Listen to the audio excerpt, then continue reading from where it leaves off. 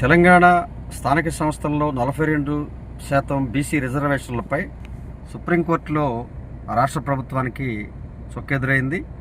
అది హైకోర్టు పరిధిలోనే ఉందని సుప్రీంకోర్టు ఆ యొక్క స్పెషల్ లీవ్ పిటిషన్ని డిస్మిస్ చేసిన సంగతి ఇప్పుడే మనకందరికీ తెలుస్తూ ఉంది.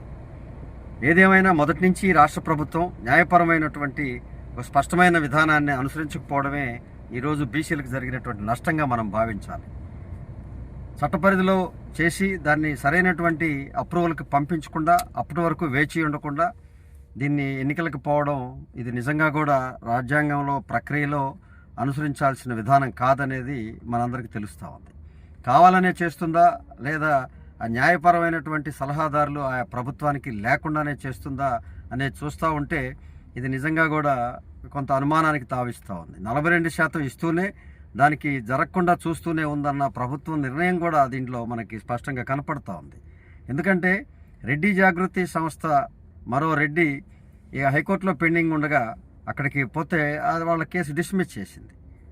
అదే విధానం ఇప్పుడు కూడా ఈ రాష్ట్ర ప్రభుత్వానికి అదే జరిగిందనేది మనందరం దృష్టిలో పెట్టుకోవాలి.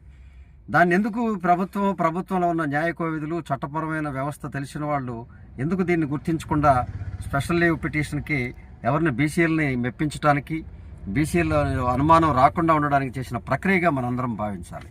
ఏదేమైనా బీసీలకి నష్టం జరిగిందనేది ఇక భవిష్యత్తులో 42% ఈ విధానంతో ఈ ప్రభుత్వ పోకడలతో నష్టం తప్పనిసరిగా 42% రావన్నది స్పష్టం అవుతా ఉంది.